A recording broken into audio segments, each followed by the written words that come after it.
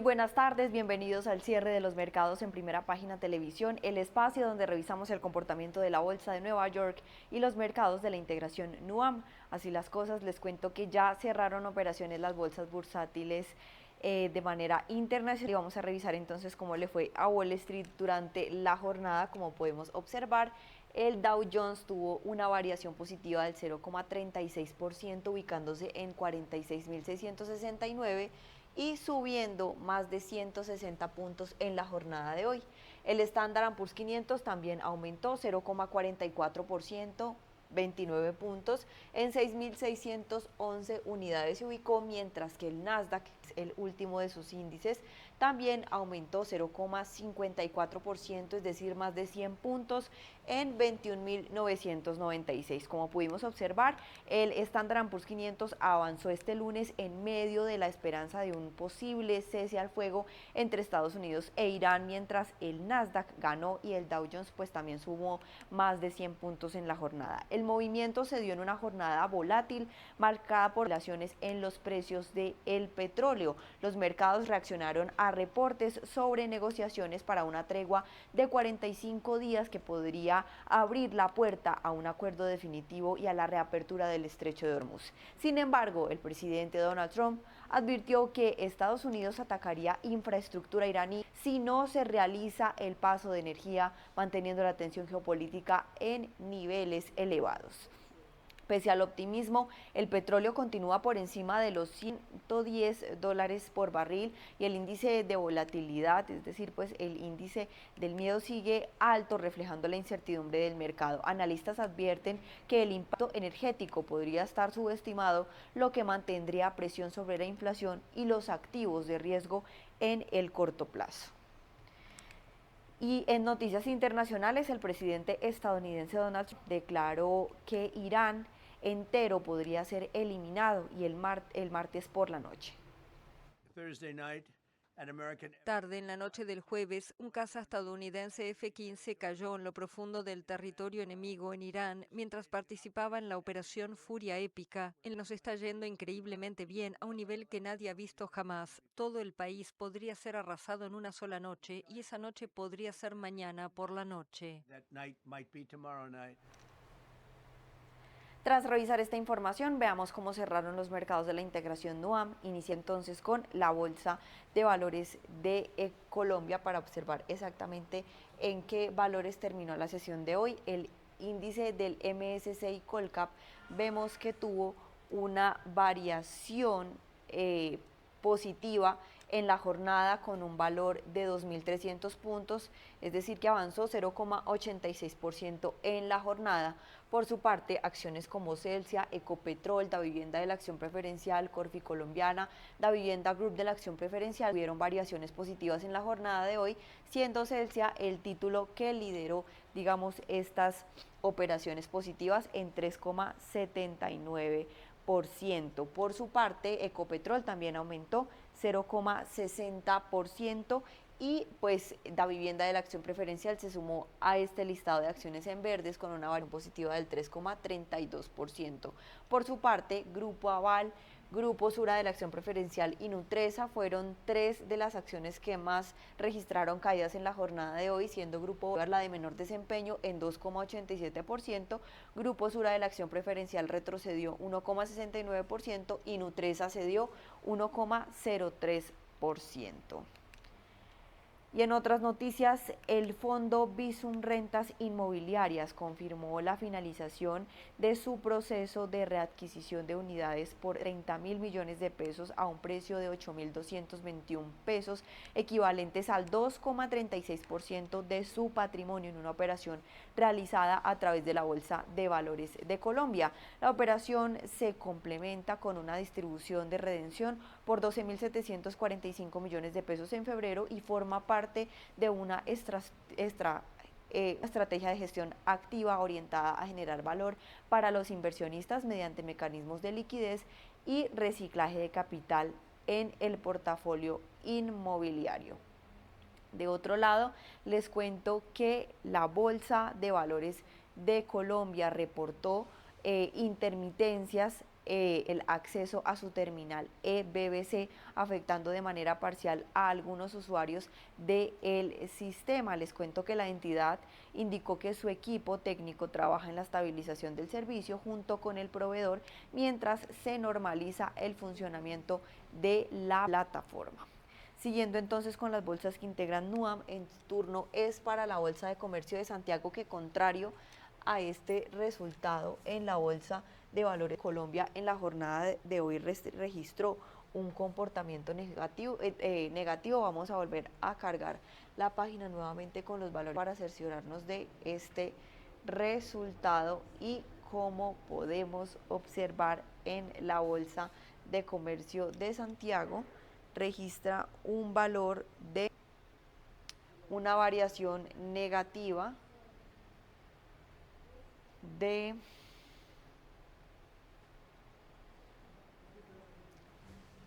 vamos a observar entonces las acciones mientras carga un poco la página del IPSA.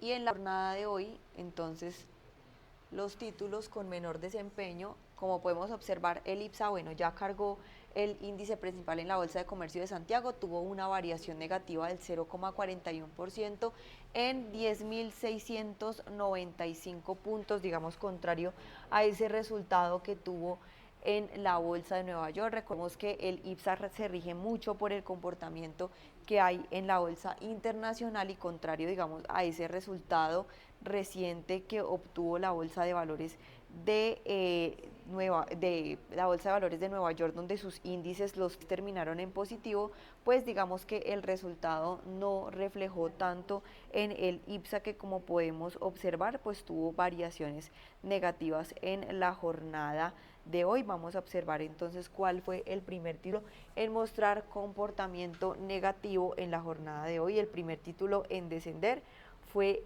en el Chile, con una variación negativa del 0,19%, seguido Copec, que retrocedió 0,14%, CAP también bajó 0,13% y Banco de Crédito de Inversiones vemos que tuvo una variación negativa también del 0,13%.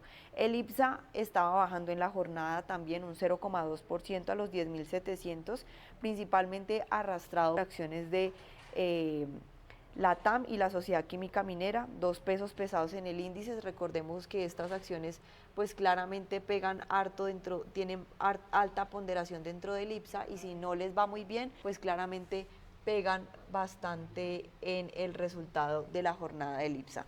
Por su parte, acciones como por ejemplo Quiñenco, la compañía sudamericana de vapores, Aguas Andinas y Colbún tuvieron variaciones positivas en la jornada de hoy, 0,92%, 0,53% y 1,14%.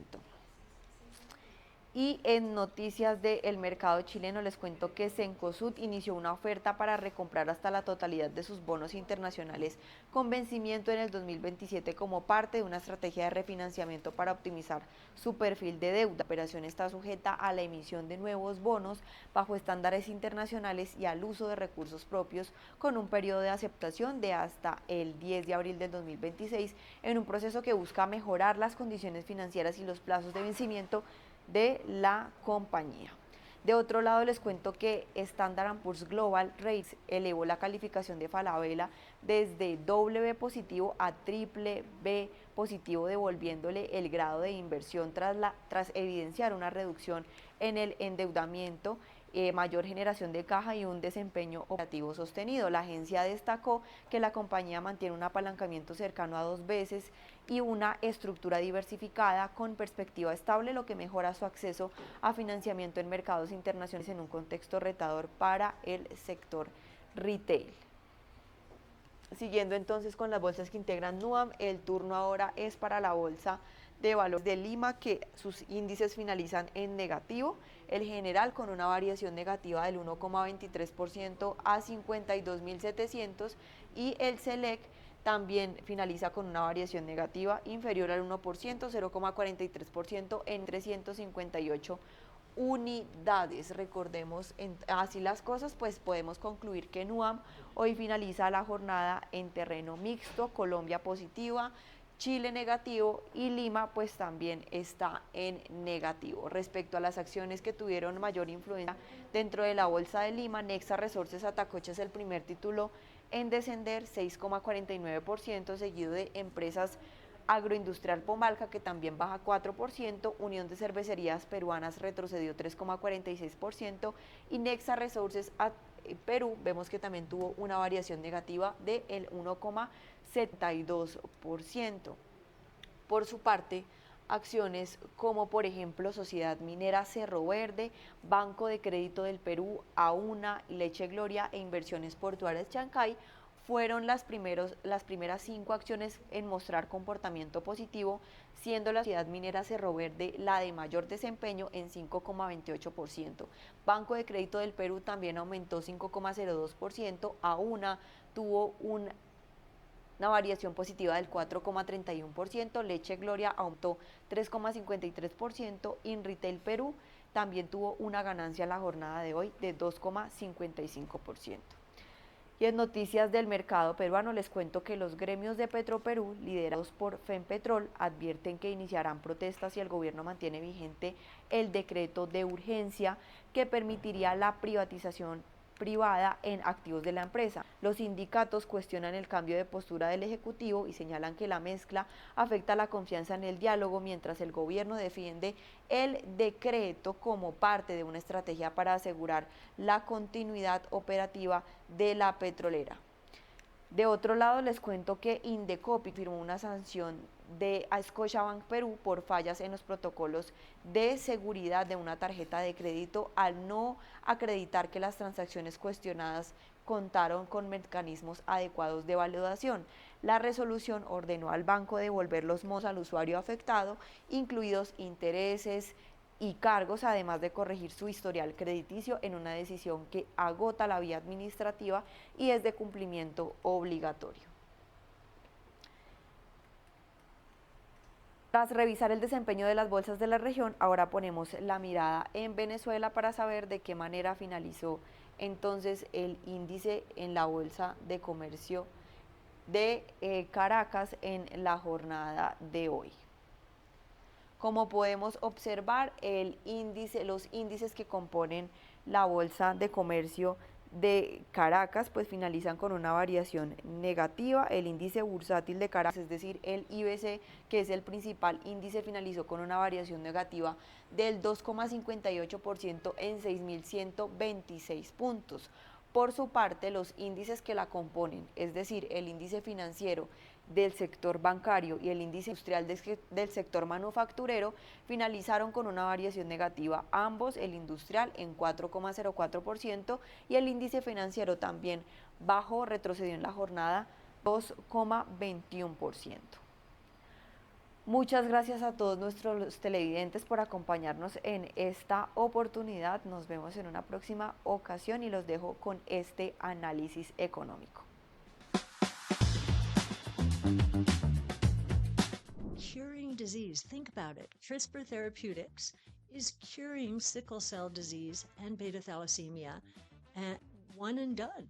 Exactly. And I think when we ask analysts about this, as we're interviewing for genomics analysts, we say, what do you think about this? Thank you, Miguel. Oh, it's gorgeous. Thank you. Welcome. Today we have Katie Wood, founder, CEO, and CIO of ARK Invest, one of the leading asset managers in the world, and certainly one of the top managers in the disruptive technology trends that we see in the world. As you know, ARK Invest has gathered a lot of attention and of course, assets in global markets in recent years. And we are truly excited and honored to have you here, Katie. Oh, I'm delighted to be here, Miguel. And it's my first trip to Peru, and I've just loved the people here. So very, very exciting. Excellent. Yes. I'm very happy to hear that it's the first. I hope it's the first of many. Yes, yes. So this is a conversation we wanted to have with you, very, very brief and to the point. One of the things that we see in ARK is innovation, the disruption, not only the products that you invest, but in the whole concept of ARK. What were you seeing when you started this company, this effort, that other managers in the industry were not seeing?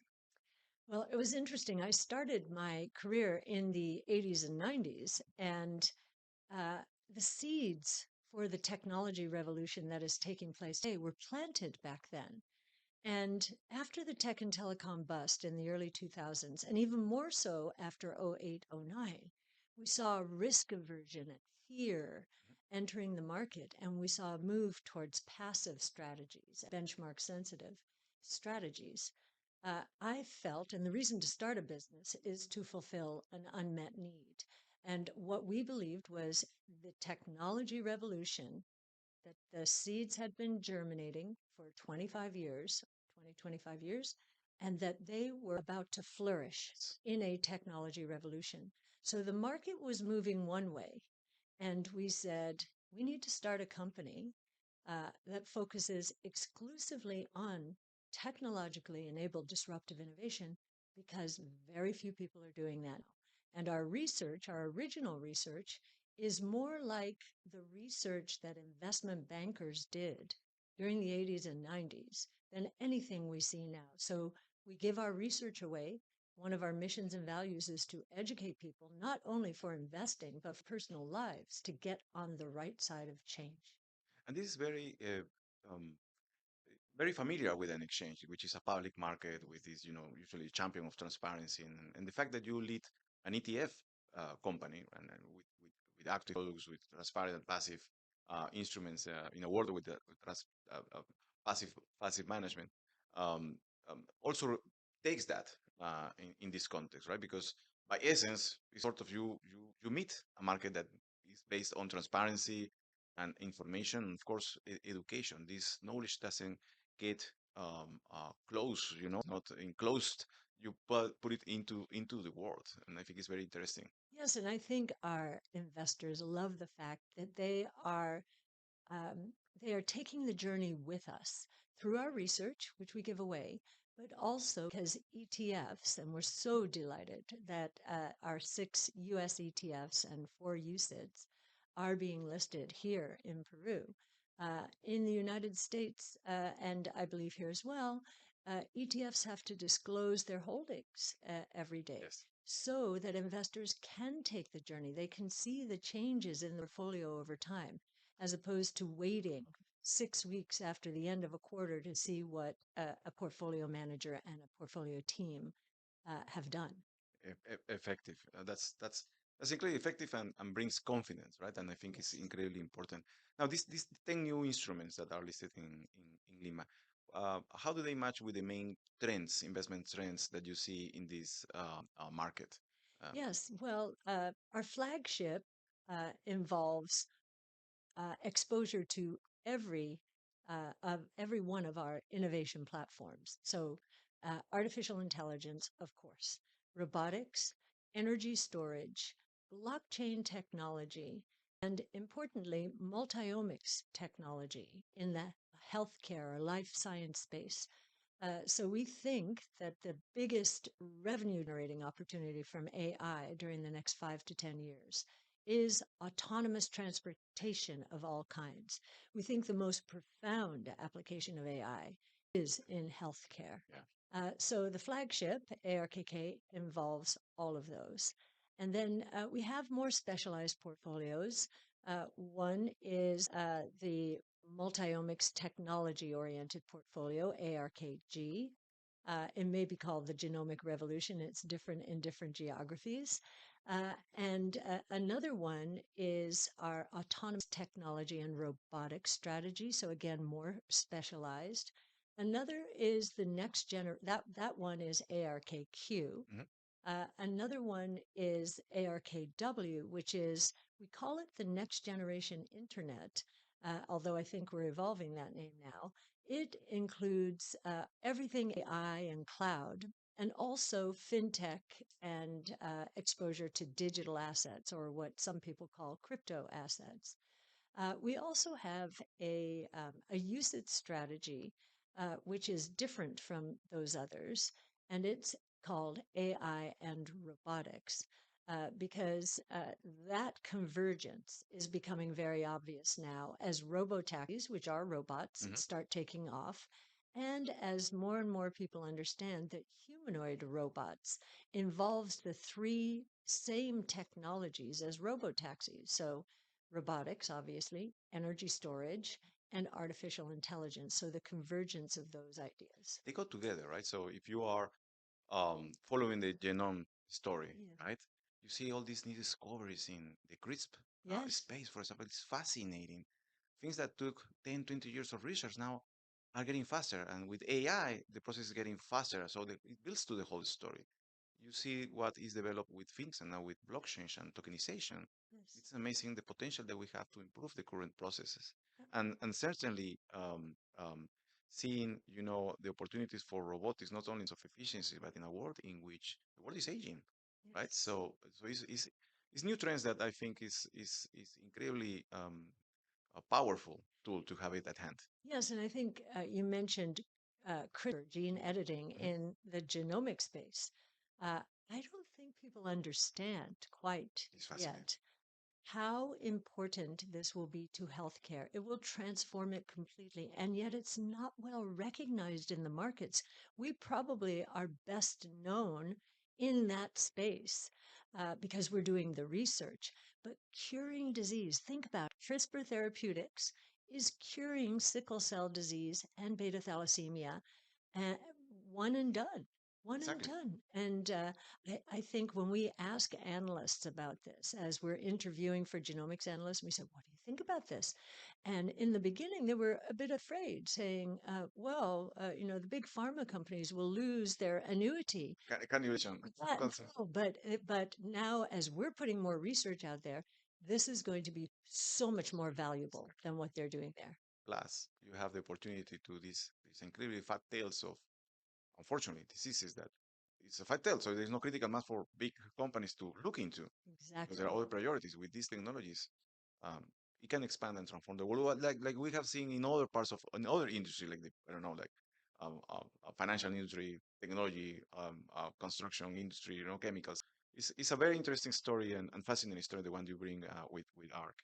Now, this story is not only about long term, right? You have Right. volatility, and since you are very transparent, you are always in the mouth of everybody, and everybody, of course, it's fair. Everybody has an opinion. Yes. How do you handle the volatility and this? Because sometimes it's hard to remain firm in the conviction.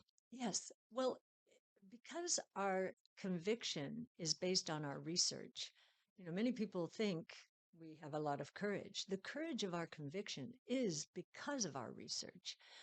And so, in terms of volatility, first thing we do say to investors is yes, we're volatile relative to other indices. Other indices are much more broad based, much more, they're not just focused on technologically enabled innovation.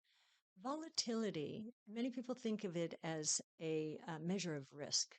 We do not look at it that way, Mm. given what we do. I think it's a measure of uncertainty. And our research gives us more certainty about the longer term outcome of these new technologies. So I think first acknowledge they're volatile.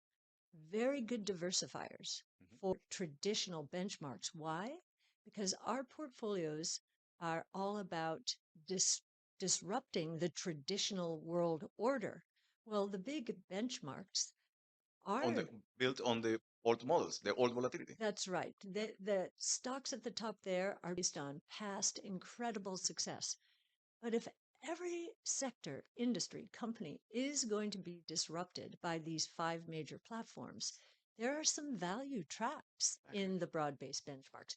We are a hedge. And if you include our portfolios in your broader based portfolios, or maybe even your your raw materials portfolios, which I know are very important here, if you include our portfolio with some of those other portfolios, risk adjusted returns go up over time because they are not highly correlated with Exactly. one another. This is very interesting. I remember many years ago when I was in school, in my evaluation class, my professor told me, risk is where you are in the distribution. Uh-huh. Uncertainty is you don't know distribution. And since you are building on the market of the future, it's a new distribution. So it by itself will diversify portfolios by construction. Absolutely. It's very And, just to finish off on the volatility question, um, because of what has happened since the tech and telecom bust and 08, 09, and all the volatility now around Trump administration's uh, policies, many people assume that volatility is relevant on the downside. Volatility on the upside is a very good thing. exactly. You don't have return if you have risk volatility. You Exactly. have to be compensated. Exactly. Yeah, Exactly. it's fascinating how the whole story get together, right? Very quickly, the opportunity for countries like Peru, Colombia, Chile. We are more on the commodity side. Very briefly, what do you think about the opportunity for us? Yes, we believe that these 5 innovation platforms, this technology evolution, is going to accelerate real GDP growth around the world. So we've been at 3% for 125 years. We think we're actually going to 7 to 8% during the next 5 to 10 years. That will demand more raw materials, especially here in Peru. I've been learning a lot more about copper, but I already knew a lot because in autonomous transportation, which will be electric, very copper intensive. Data centers, very copper intensive. So with this accelerated growth, we think the opportunities in mineral and raw material rich countries are going to be very, very good. Fascinating, and yeah, there are no major announcements of new mines coming online in the short term. So it's quite interesting globally Yeah, story, yeah. and especially for countries like us. Just to wrap up and finish, you mentioned many concepts that are the analytics, the story, anticipation, building the market of the future, which as well. What will be your three lessons for, in terms of shaping the path of many of the leaders that are actually watching us in this video? Well, very importantly, understand we are in a technology revolution. And so it's very important for the leaders of companies to develop a sense of urgency around it. And the Chat GPT moment, very important because it has done that. We see a lot of leaders now. I'm talking about C-suite, not the technology Not the officers, but geeks. no, but the C-suite saying, "Oh my gosh, this could mean the difference between, moving ahead and taking share or losing share if we don't get this right, or becoming less profitable or more profitable, becoming less relevant or more relevant." So I think that's the most important message I have. And, you know, uh, don't ignore these technologies. They're and especially don't ignore them because they're converging and they could change your industry completely.